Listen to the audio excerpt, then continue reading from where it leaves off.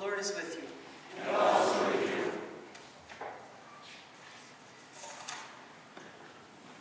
A reading from the Gospel according to John. Glory to you, Lord. As Jesus walked along, he saw someone who had been blind from birth. The disciples asked, "Jesus, Rabbi, was it this individual's sin that caused the blindness, or that of the parents?" "Neither," Jesus answered.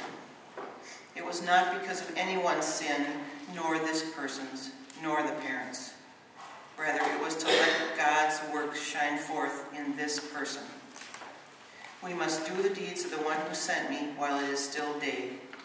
For night is coming when no one can work. While I am in the world, I am the light of the world." With that, Jesus spat upon the ground, made mud with his saliva, and smeared the blind one's eyes with the mud. Then Jesus said, "Go wash in the pool of Siloam." Siloam means sent. So the person went off and washed and came back able to see. Neighbors and those who had been accustomed to seeing the blind beggar began to ask, "Is this not the one who used to sit and beg?" Some said yes, others said no. The one who had been healed simply looked like the beggar. But the individual in question said, "No, it was I." Then the people asked, "Then how were your eyes opened?" The answer came, "The one they called Jesus made mud and smeared it on my eyes and told me to go to Siloam and wash.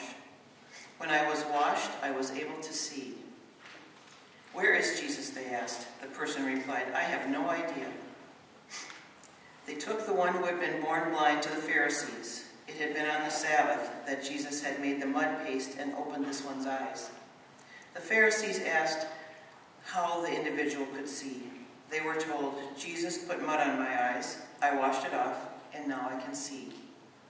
This prompted some of the Pharisees to say, "This Jesus cannot be from God, because he does not keep the Sabbath." Others argued, "But how could a sinner perform signs like these?" They were sharply divided. Then they addressed the blind person again. "Since it was your eyes he opened, what do you have to say about this Jesus?" "He is a prophet," came the reply. The temple authorities refused to believe that this one had been blind and had begun to see until they summoned the parents. "Is this your child?" they asked. "And if so, do you attest that your child was blind from birth? How do you account for the fact that your child can now see?" The parents answered, "We know this is our child, blind from birth.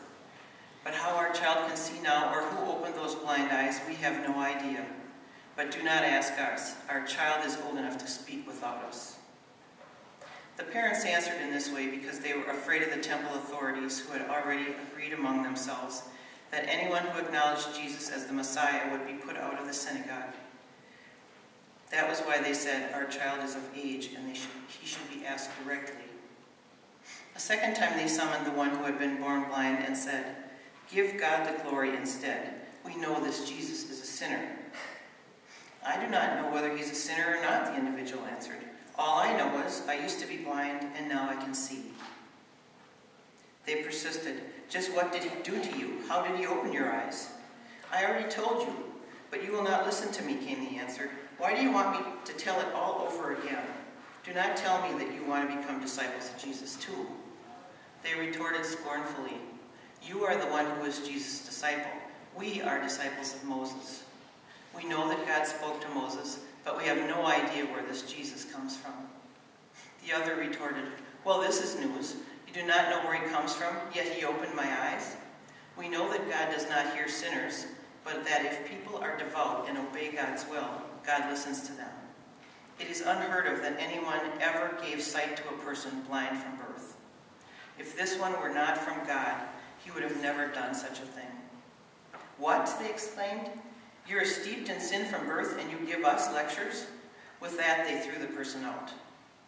When Jesus heard of the expulsion, he sought out the one he had healed and asked, "Do you believe in the chosen one?" The other answered, "Who is this one that I may believe?" "You are looking at him," Jesus replied. "The chosen one is speaking to you now." The healed one said, "Yes, I believe," and worshiped Jesus. And Jesus said, I came into this world to execute justice, to make the sightless see, and the seeing blind. Some of the Pharisees who were nearby heard this and said, You are not calling us blind, are you? To which Jesus replied, If you were blind, there would be no sin in that. But since you say, we see, your sin remains. This is the good news of salvation. Glory and praise to you, Jesus Christ. Glory and praise to you, Jesus.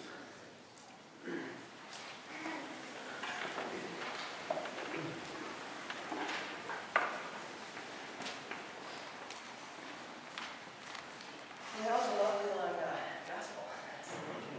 So I'm really happy that I was able to read it to you and to talk a little bit about what I think about this gospel and how it fits into the rest of this evening's service.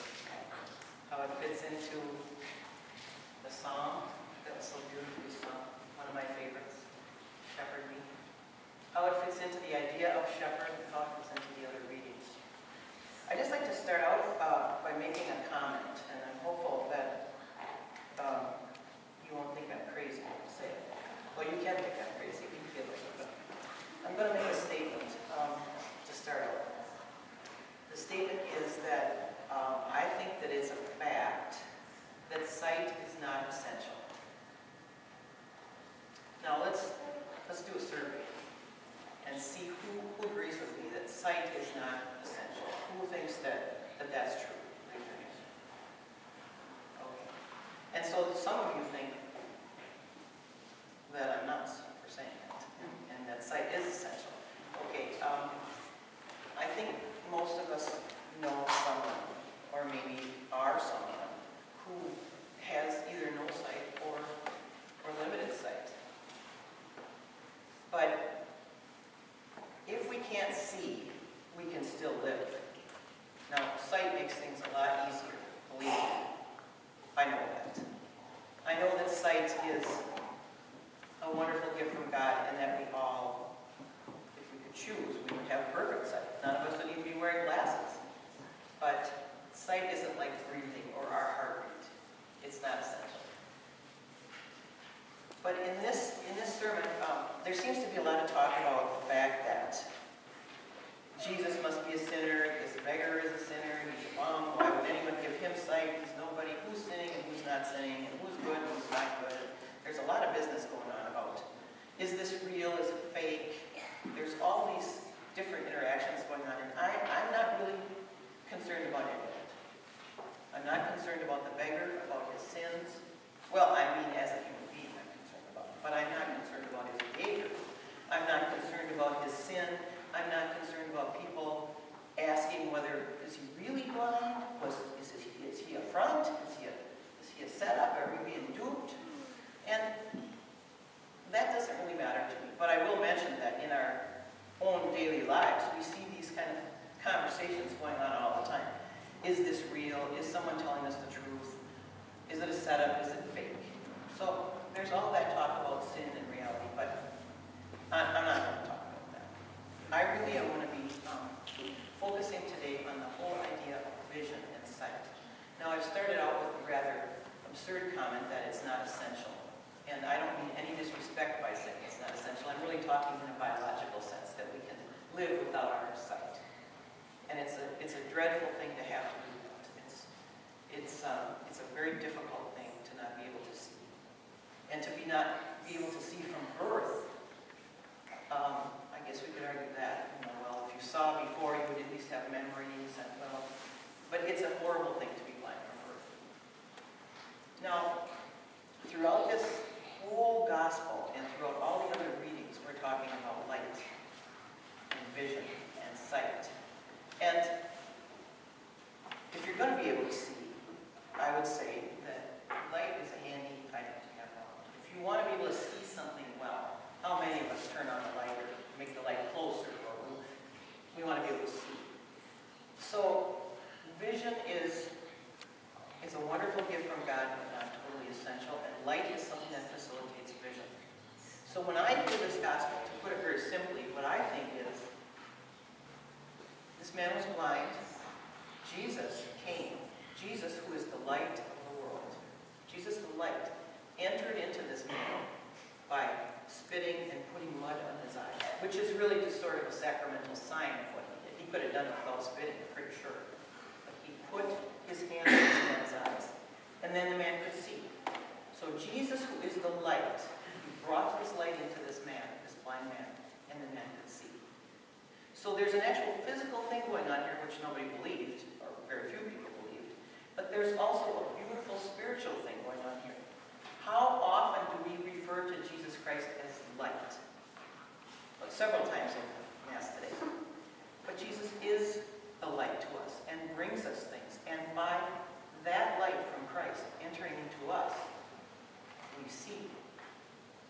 And now, I'll say that we see not just with our eyes, which is important, and I'll get into more of that later, but we see with our hearts. We have a tendency to say, when we're having conversation with someone and we're talking, they say, oh, I see you. Yeah, I get it. It's sort of the same. I understand. I see. Or I can envision that. So we use the wording of sight, even when we're not talking about our eyes, but we're talking about our heart or our mind or our intellect, being able to take something in. So sight really is a vehicle for us to enter into the world and enter into other people by taking them in. Now, I just want to tell you a little story about when I tear around. I don't know if any of you guys are busy ever, if you're preoccupied, or you're busy, or you're upset, or you're teed off, or you're late. Not anyone ever late in this group? I've never been late, but I'm just some of you. So, okay, so you're driving along, and you might as well be blind. Of course, you're driving, but you don't see anything. You don't see the road. You don't see the speedometer, probably. You don't see the person sitting next to you. You might momentarily see the person in front of you or next to you briefly while you say something to them. But you don't really, you're not paying attention as much. You're not present in that moment. I can tell you that I have driven from my house to this church and have no idea if I was on the road or in the air or in the ditch. I wouldn't know. I didn't pay attention. I didn't know. I wasn't in the moment. Now, so that means that I was inattentive, I was maybe anxious, I was worked out, I was late, and I was missing the boat. I didn't see. I really didn't see. But there have been other times when I came to this church on a Saturday night or another night when I looked with my eyes, but it went deeper than looking with my eyes. I saw hills, and I saw trees, and I saw people and babies, and I saw three-dimensional beauty. Like, if any of you are old enough to know what a Viewmaster is, if you look at a Viewmaster, it's got this whole big 3D thing going, and you look in the hills, and it's all so pretty. Well, really, that's what every drive is to us, if we were really looking. It's a beautiful, hilly city. Now we've got some light going on here. I could look out and see all this beauty. But well, okay, not most times, but many times I fly right by. I'm thinking about 10,000 other things, and I miss the whole deal. So I'm just really losing my sight by doing that. Now, there's a part in our Mass later on where we will say something to the order of free us from all anxiety. We say that every time we pray at Mass. Free us from all anxiety. Well, I don't know that we always get freed from all our anxiety. It's a hope we have. But when I say that prayer, I say that with intention because if I can free myself from being preoccupied, if I can look at this world, I think about this man in this gospel and some people who are important to me in my life who have not got the ability to see anymore. And I think, why do I take that for granted? Why would I not want to look at what I'm passing by? Why would I want to look into the face of each and every one of you? I could be all worked up. Well, I could be. And up here just thinking, oh my God, I hope I get this right. And I wouldn't see any of you. You'd be a big blur.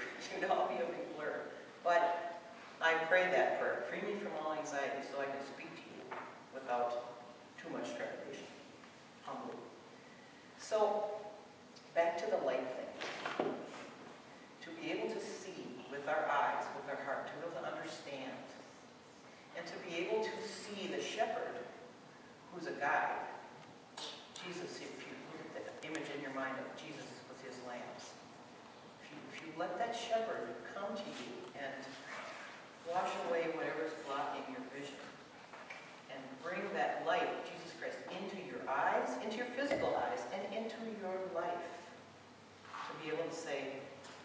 I'm not alone. I have light. It's not darkness right now. I can see. I can see with my eyes. I can appreciate this world. And I can see that I have someone with me. I can see that Jesus, the light of the world, is in my house, in my body. And that's really what I want to say about this gospel. Jesus is analogous to light. And our vision, our sight is analogous to our hearts and our minds. So when Jesus enters into us in prayer or in sacrament or in each other, Jesus is really coming to be a part of us and enlightening us. And we, as people, are taking that in and better able to see each other and to understand each other and to envision the world. And so this whole idea of this gospel and these readings is extremely important. The idea of allowing the light of the world into us, allowing it to help us, not just physically, but allowing it to help us intellectually, spiritually, emotionally. That light is crucial. Now, sight isn't essential, but if you can see, light is a real nice thing to have. So my thought is for today that we look around us, especially on this beautiful day where we've been in a winter tomb like for months. 6 months we've been iced up, and now we have a sunny day. It's fairly warm. We can look outside.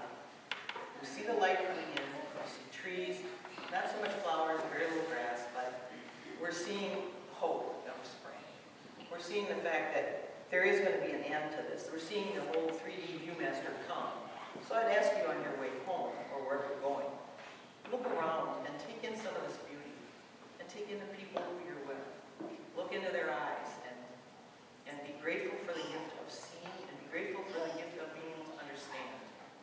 Because that's, I believe, the crux of this gospel today. Not about sinning, not about, oh, it's true, it ain't true. That's all kind of tabloid business from those Pharisees. They were too tabloid for me.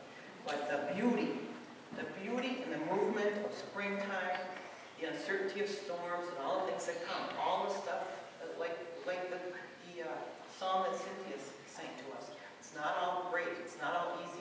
A lot of us are dealing with stuff. But to have the courage to be in the moment, to have the courage to invite Jesus, be present in the moment we're in, and take whatever comes. So that's my prayer for us this week.